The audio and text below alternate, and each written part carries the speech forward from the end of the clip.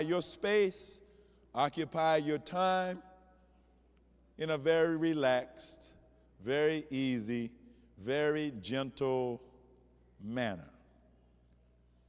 It is not actually a part of this drill to try to communicate with the other person except through your presence. So you're not to be smiling at somebody or winking or blinking or talking or demonstrating something through body language. No, none of that. This is neutral. You are just there. You are not trying to make an impression. You're not trying to have an influence. You're just present. And you're easily present with no nervousness, no anxiety, no fear, no expectations. Sort of a neutral expression. Now, some of you are having a difficult time because you're trying to perform. You think someone wants something from you. So you're performing. You're not here to perform. Just be. Just exist. It's not funny. It's not sad. You are just a person who is confronting another person who is. You don't want anything from them. You don't want to take what they have or be what they are. You are just confronting yourself. Don't move your head.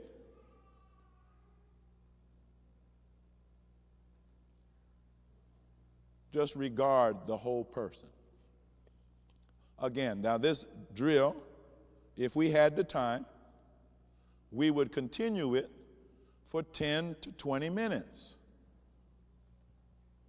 so that you would really get into a sense of what it means to be, to exist, to occupy space and time, and become very, very deeply aware of your own existence and the existence of others. So let us return to our seats. On your own time, in a setting where you're comfortable, with people that you're comfortable, practice phase 1 and phase 2 of confrontation. Why must you do that? Because many of us are not comfortable with ourselves. Sometimes from up here, looking at an audience of people, you see people who, just from their facial expression and body language, you can tell they're very uncomfortable. They're uncomfortable in their own bodies.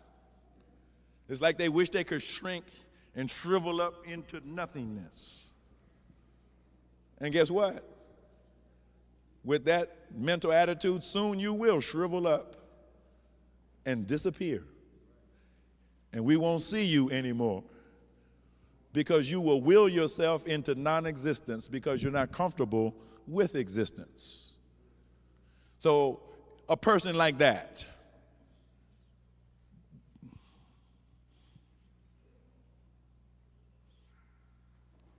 how well would they do in dialogue?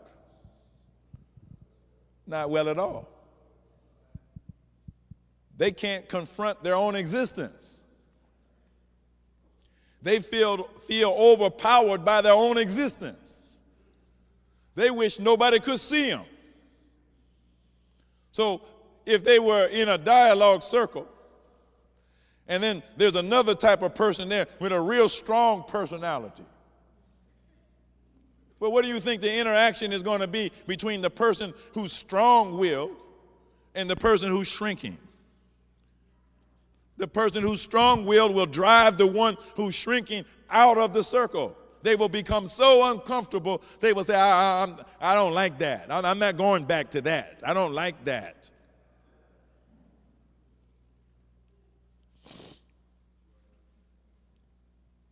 anything that you can confront, you can handle.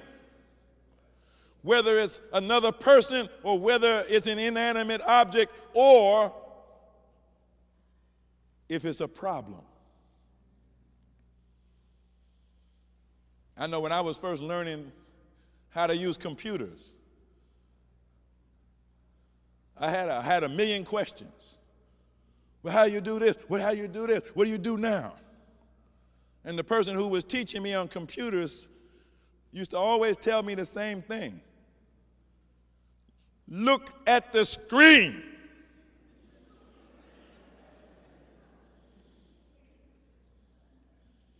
And 99 times out of 100, what it is that you need to do next is right there on the screen. You're just not looking. Or to say it another way, you're not confronting the reality that is right in front of you. If you would only open your eyes and look, if you would quit having an emotional reaction, well, I ain't into this computer stuff. That's an emotional reaction. If you could just sit there in a seat comfortably and look at the computer and decide what it is that you want to do and really look, and then you would see exactly what's there and you would know exactly what to do and you would do it successfully. Students in school, same thing. Oh, I can't understand this problem. Well, the reason you can't understand it is because you are not actually confronting it. You're not actually looking at it. You're not actually comfortable with yourself being there in front of a book, looking at the words that are actually written there. Perhaps you wish you were somewhere else doing something else, so you're not there. If you could only be there and comfortably there, confronting what else is also there, then you would handle whatever it is successfully. Look at it this way. There's only two possible responses to a living, for a living human being to have to what you run into in the world. You can either confront it or you can run from it. Guess what the majority of people always do? Run. They don't confront anything. They run from it. They pretend like it's not there. They pretend like they didn't hear it. They pretend like they didn't see it. They pretend like they don't understand it. They pretend like it didn't happen. Many different ways of running from reality. I'll get high. I'll get drunk. I'll turn on the television. I'll turn up the music. I'll go to sleep. Just running from reality because we have not learned how to confront. So these simple drills, as simple as they are, they teach valuable lessons that if you actually apply it, learn it, and master it, then you will be able to walk into any situation and you will be yourself. And you will be comfortably yourself, and you won't be fidgety, and you won't be nervous, and you won't have an anxiety attack, and you won't think of yourself as not being worthy to be there. Some worthless thing that just drifted in, and you hope nobody looks at you so you won't have to disappear.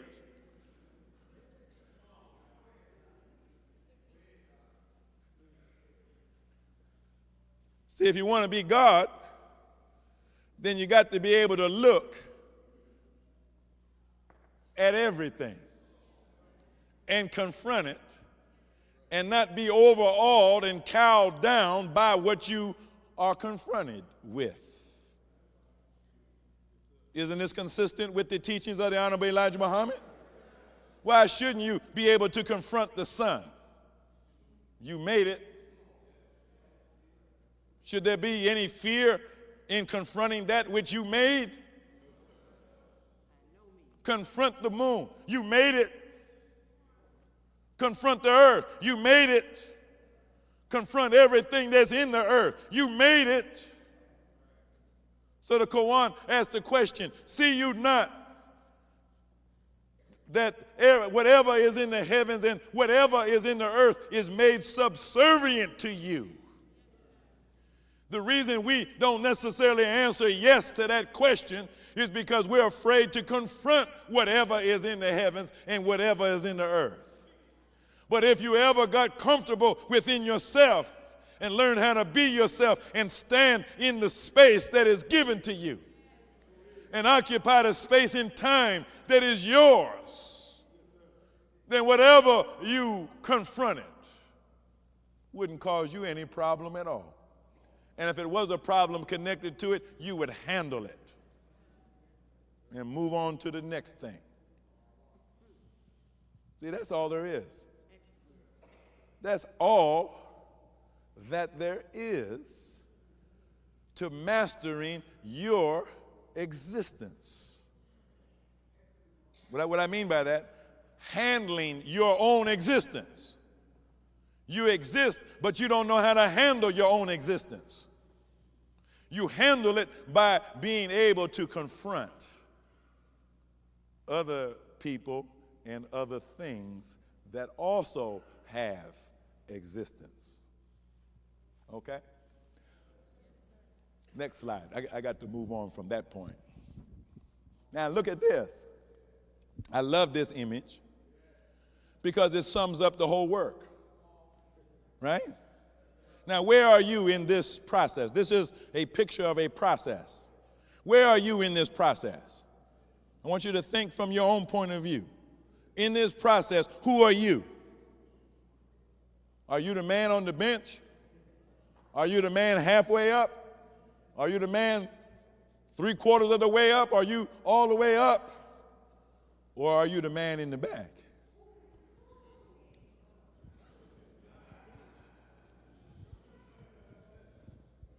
See, this is the evolution of being. Sure, we all who are so-called Negroes in the wilderness of North America, we all started out dead. We know that. But the question is, have you stayed dead? Well, the answer, yeah, it's a good question, but what's the good answer? No, you haven't stayed dead.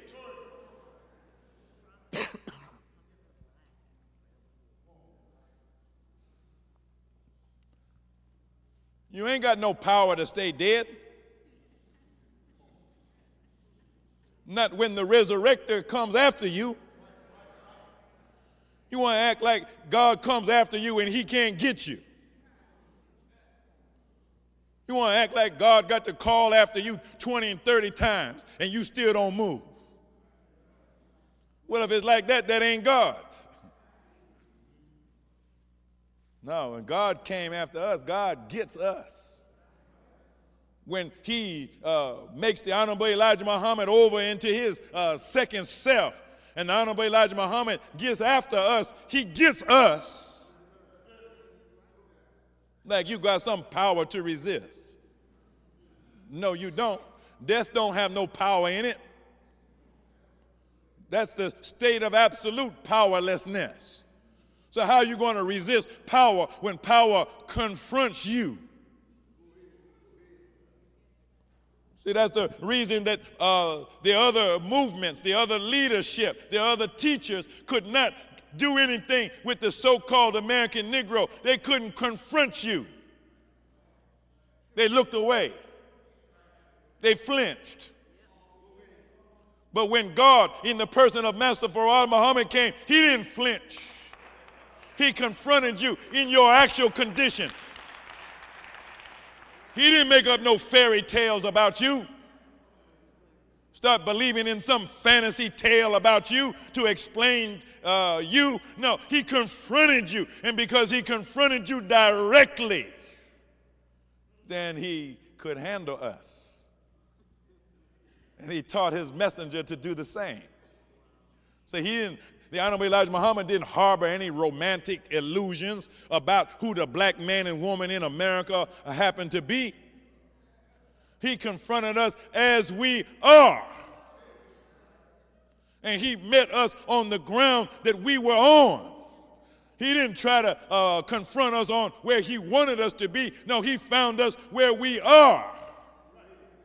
And because he was willing to confront us where we are, where we were, then he handled us. He handled his business. And so that's why you see this dead man getting up. Because he's being confronted by a living man, by a civilized man, by a godly man. And then he gets that man up. Now the picture stops right there. But where does that man go after that?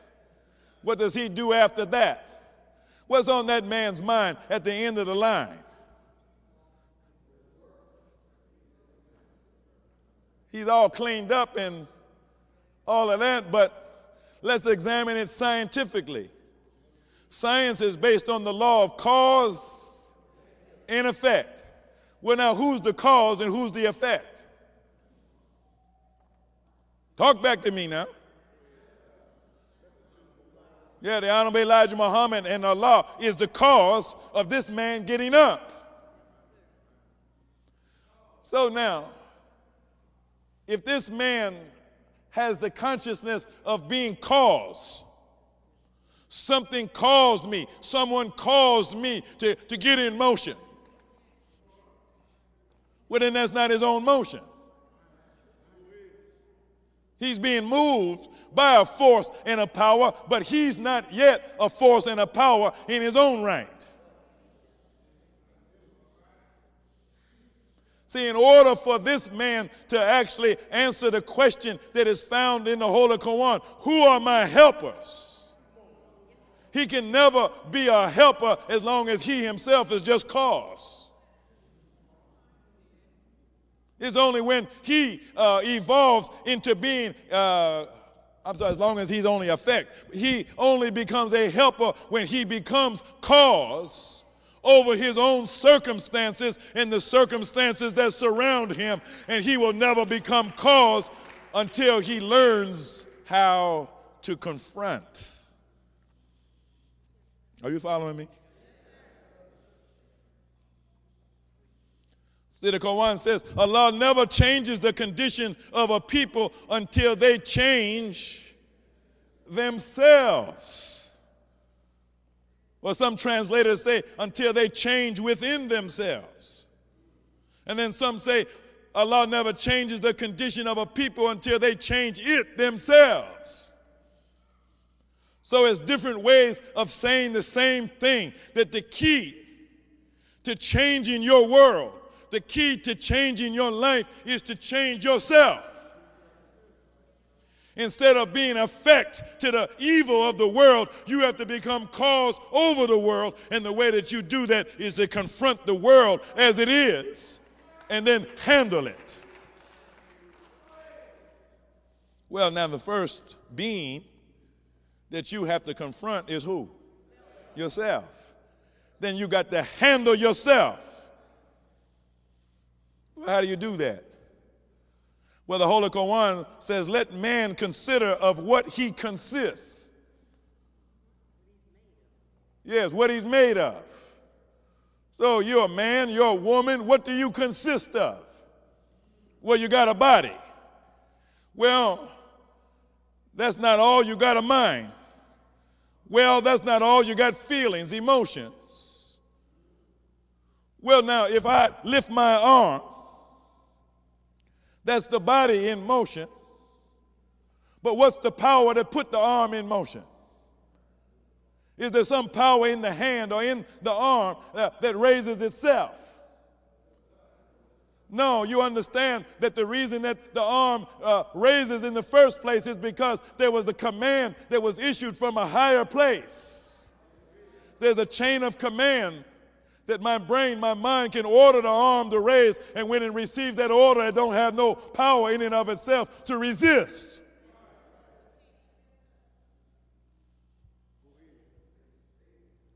Well, now, let's do another experiment. Brother Ishmael told me last week after the lecture, he was telling me about a conversation that he had with his mother, our mother, Tainetta Muhammad. And the question had come up, well, how did Master Farad Muhammad, when he was among us, how did he teach? And the answer was, he taught through demonstration. The nature of his teaching was very scientific, and he taught through demonstration, showing people things. Because the true essence of learning is not sitting in a seat like a bump on a log, but it's by being an active participant in a process. And when you experience a process, that's real learning. Because it's not just your ears that are hearing something. No, it's your whole being that's involved. So let's do an experiment. I want you to close your eyes. I want you to, with your mind's eye, close your eyes, brother. With your mind's eye, I want you to envision a beautiful flower, a pink rose, a beautiful pink rose. Now, if you can see a pink rose in your mind's eye, I want you to keep your eyes closed, but raise your hand. Okay, put your hand down. Now open your eyes. So almost every hand in the audience went up. You actually saw a pink, beautiful rose in your mind's eye. Now let's look at the scientific principle involved. When you raise your hand, it's your brain that gives the command to the arm to raise. Now when you image a rose in your mind's eye, where does that command come from? No, that is your brain.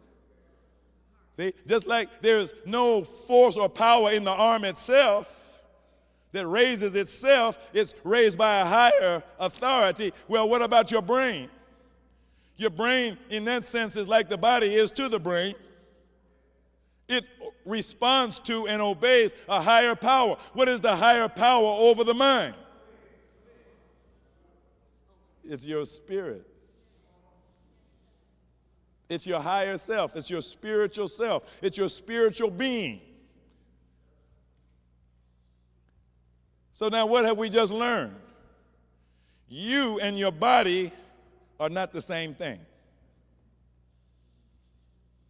Your body is an instrument of your own self. What about your mind? You and your mind are not the same thing.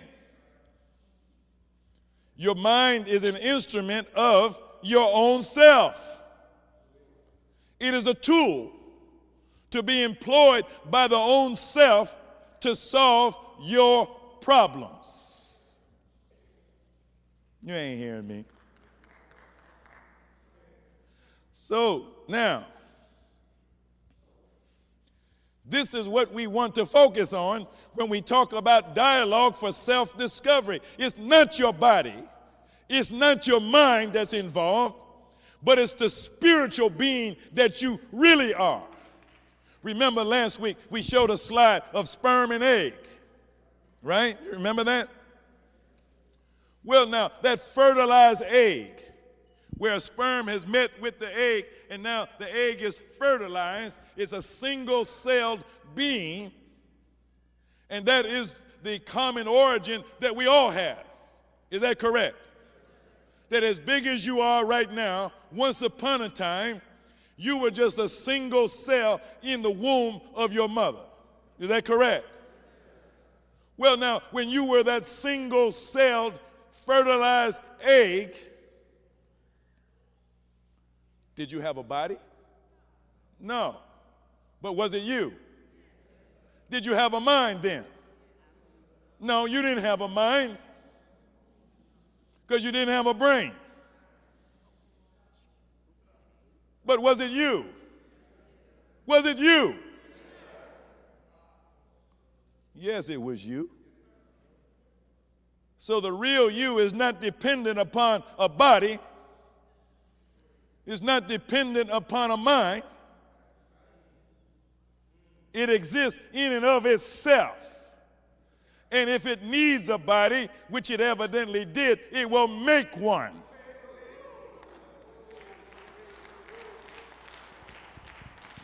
If it needs a mind, which it evidently does, it will make one. But the body nor the mind is the equal to the original self, the divine self that made both of them. You read in the Bible and you read in the Holy Quran about the Lord of the heavens and the earth.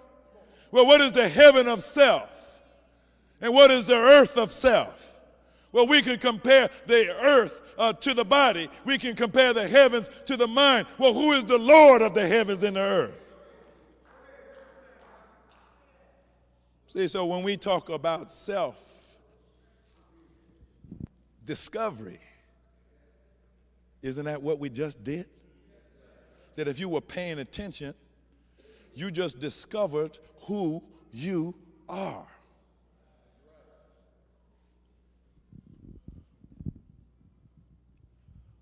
So now look at this again.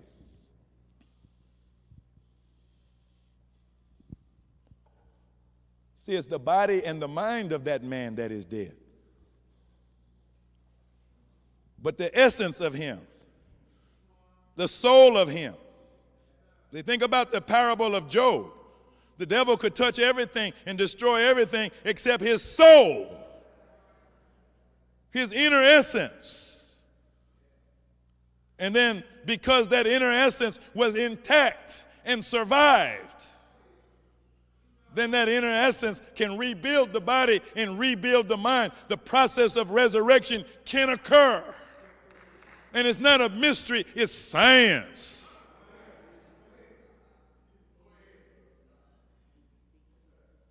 Well, now, let's change the question. A few minutes ago, I asked you to identify where you are in the process. Let's change the question. Where do you want to be in the process? Talk back to me now. You want to be the Honorable Elijah Muhammad. I'll speak for myself. Maybe you don't want to be, but I want to be like the Honorable Elijah Muhammad. How about you? I want to be like the Honorable Elijah Muhammad. I want to be like that man. Well, that man like that used to be like that. So if he could start out like that and end up like that, then that's evidence that I can start out like that too and end up like that. And so can you. See, what one man can do, that's evidence that all men can do it. If one man can learn how to type, then that means everybody can type.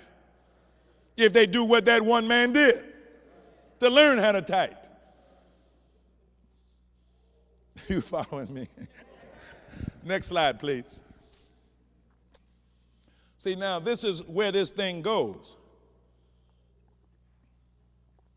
Growing circles of dialogue means that we start with self and family and friends and organizations and groups. But what we want to be capable of eventually is what's called the dialogue of ministries, which is the dialogue that belongs to a self-independent, self-governing, free people.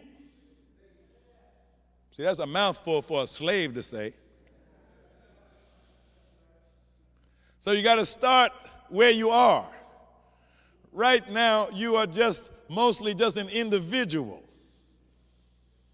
And you might have something of a family, and you might have something of an affiliation with an organization or a group. But if you're like most of us in this situation that we're in North America, then we're weak all over the place. On any level that you want to confront us, you find weakness. So we're weak as individuals. We're weak as families. We're weak as community groups. We're weak as religious groups and educational groups and other types of groups. And so what we're learning through deliberative dialogue is the process of self-discovery by which we discover the strength and the power and the force of self, which is the strength and the power and the force of God that is within us. Are you listening? So now when you discover the God that is in you, when you discover the God that you are, well, now what happens to your individual life when you start living your life like the God that you are? And you start confronting the universe like God confronts the universe. See, what happens to your individual life? It's transformed. What happens to your family life? When you start living a family life like a God lives family life. What happens in the home? What happens in the family? What happens in the neighborhood? What happens in the community? What happens in the mosque? What happens in the church? When you discover the God that you are, you already claim to believe in a God that is out there somewhere. And there's no reason to doubt that he exists out there somewhere. But what about the God that exists within? Do you believe in that God? And what are you doing to bring forth that God out of the darkness of self into the light of the universe? See, so when you go through these transformations, these evolutionary steps, then you become capable of confronting more and more and more of what is in the natural world, what is in the natural universe, until you master it all. Next slide. There's so much.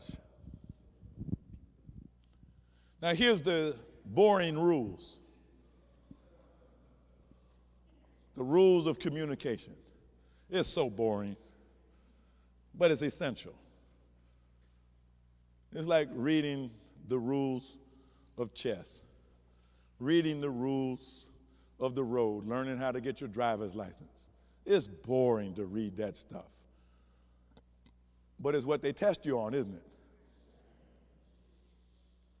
But once you get past the rules, once you get the rules down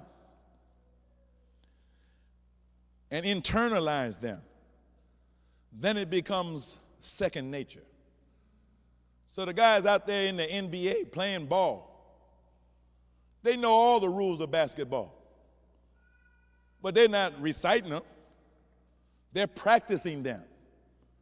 And they're masters of them, and they do what they do consistent with the rules. So they're not in violation of any of the rules, even though that's not in the front of their mind, that's in the back of their mind, because they've gotten past this boring part. Then they get over into the actual doingness of what that is. So I'm pointing that out because in the beginning with dialogue, it's going to be real stiff because you're going to have to struggle to try to remember what the rules are. And that's going to slow the process up.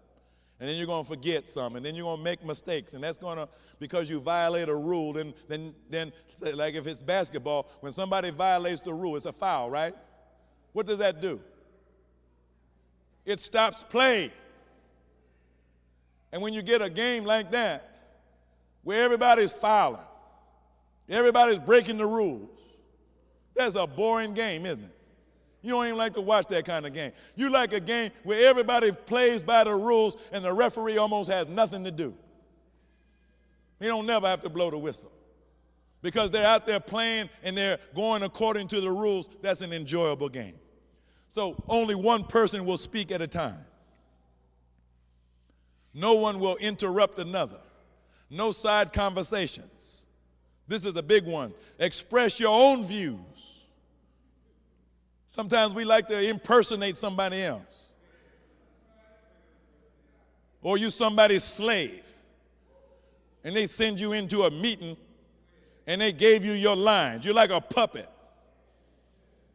So you go in there and you tell them so and so and so and so and so. See, that's a real slave. So you have to be comfortable with yourself so that you will be willing to express your own self. No invidious reference to titles or posts. Invidious means that which inspires envy. So an invidious reference to a title or post is to say, well, I'm so-and-so and you're not. So you have to listen to me because I outrank you. Well, the minister fixed that, didn't he? Now you don't outrank nobody. No personal attacks on another.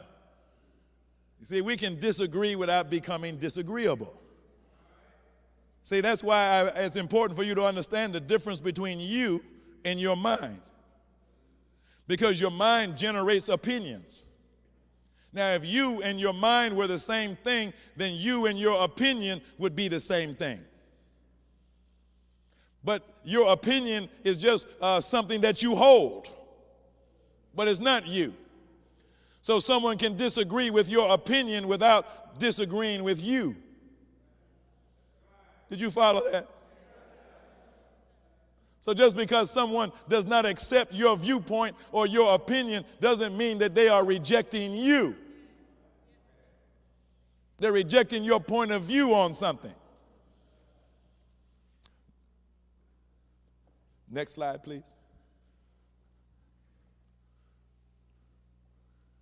Each person must strive to stay on track, avoid grandstanding and digression. Digression means going off the path, going off the track.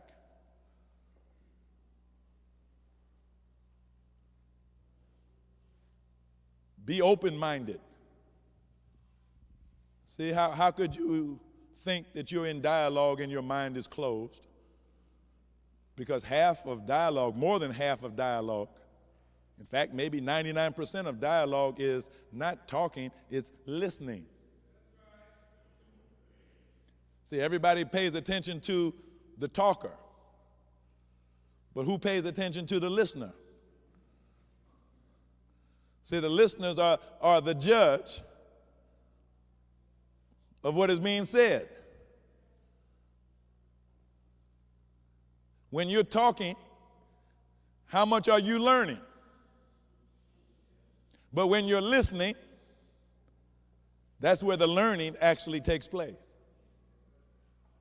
So be open-minded, which means be open to the hearing of other points of view and positions. If you disagree, make the reasons for your disagreement clear. What's the operative word in that sentence? Well, no, reason. What does reason mean? That it's logical, that it's mathematically correct.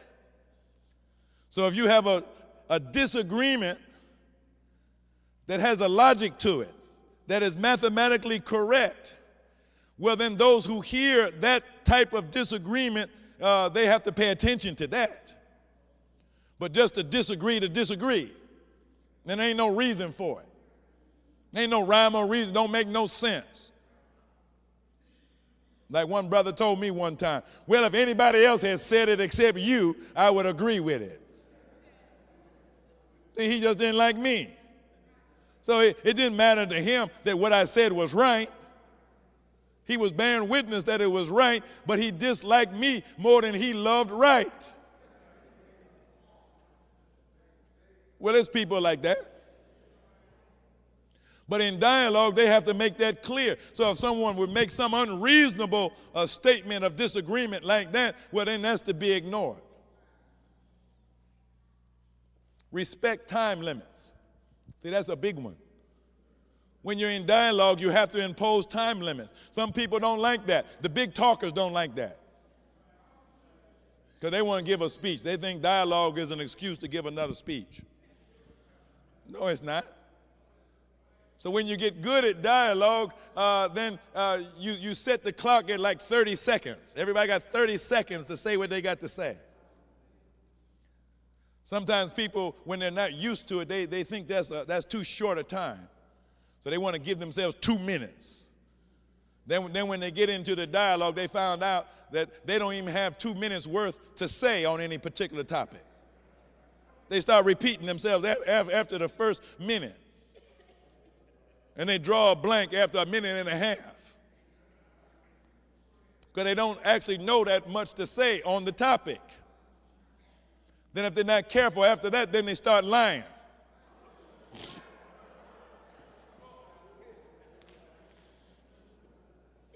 I'm just telling you what happens.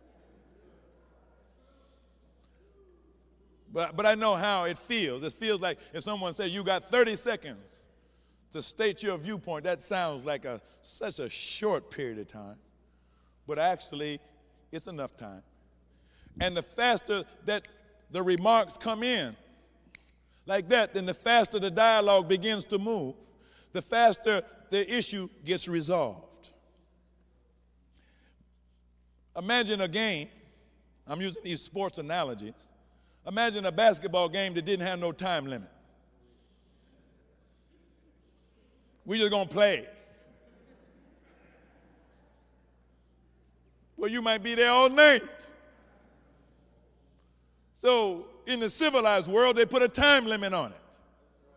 This game is gonna last 1 hour. Then it's over. If you don't have a time limit on a game, how can you tell who won? Can you ever tell who won? Because it never ends. So that's how our meetings are sometimes. Never get to a decision.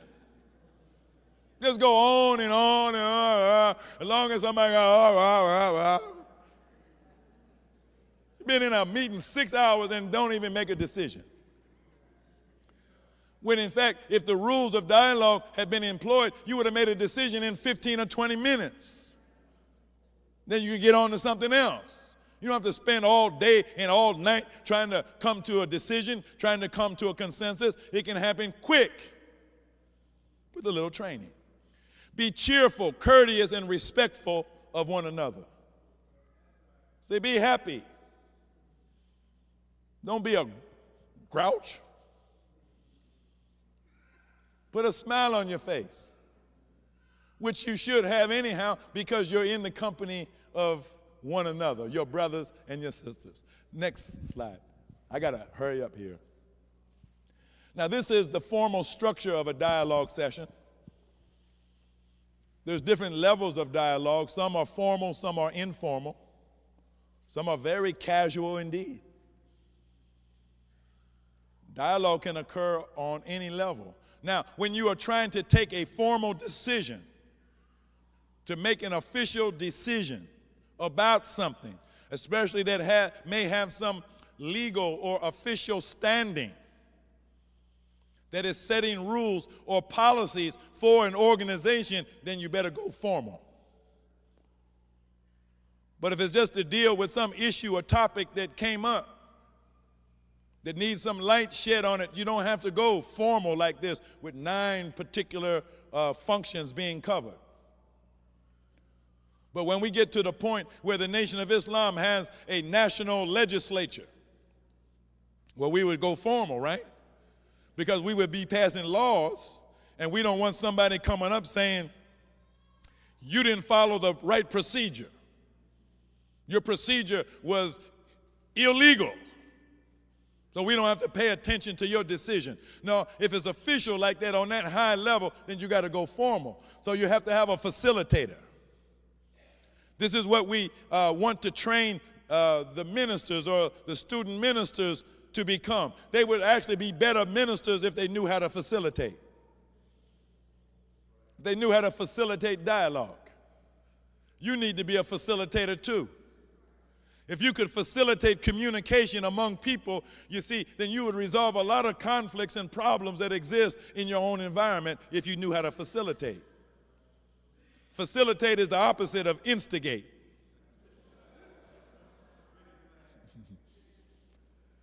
There's a presenter who presents a topic.